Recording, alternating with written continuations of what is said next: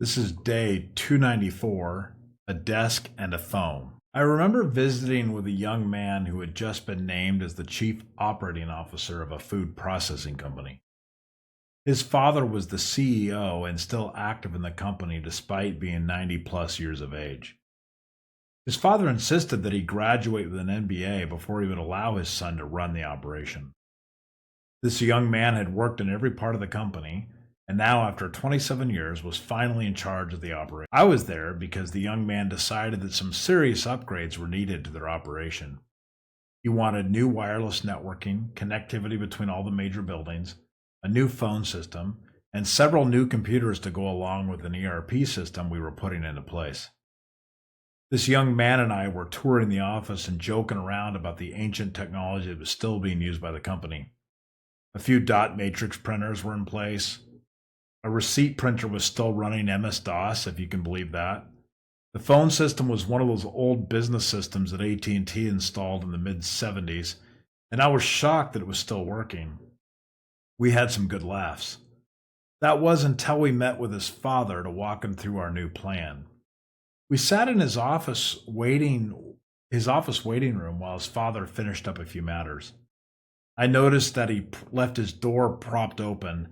I was not sure if that was for our benefit or so that he could communicate with his assistant, who sat in an adjacent office.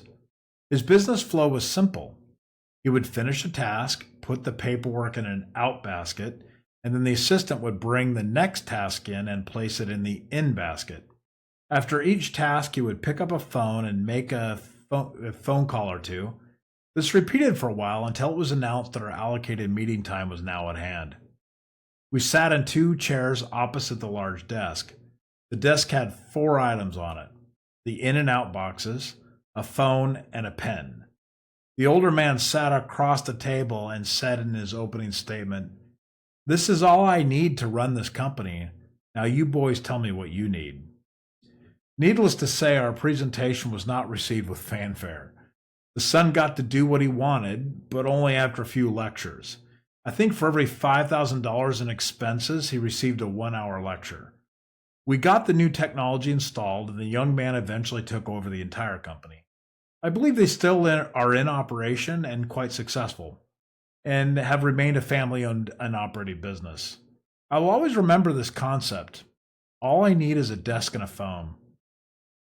This last week, I was browsing an antique store when I came across an old executive desk. This desk was a wide one with a leather-mounted surface. It had a few drawers, but I noticed what was lacking: grommet holes, cable trays, monitor arms, power and USB outlets. That got me to thinking how much work has changed over the years, perhaps not for the better. This old man at the family-owned farming business knew all of his suppliers very well. He knew them by name and could remember their birthdays by heart. He knew the names of their wives and children. He spoke to his clients every day and found time to recognize each of them when they had a major milestone in their careers. He cared for his employees and his clients in equal measure. Although he was a bit harsh to the wielders of new technology proposals, he was kind, connected, and aware of every person in this 1,500-employee company. As I stared at that desk, I thought there was probably a person who sat behind that desk with a pen and perhaps an analog phone at one time. That got me to thinking, maybe we have not gained all that much after all. Sure, I am more productive. Sure, I can run a company and everything remotely now. Sure, I can handle many tasks and communicate with many people at scale. But am I any better than this person with a desk and a phone? I think I have to answer yes, but I'm beginning to wonder. With the advent of new AI technology, perhaps this is an invitation to get back to talking to people again. Communicate with sincerity, perhaps. Pretend all of this task mastering was done for you. Then what would you do? Where would you show value?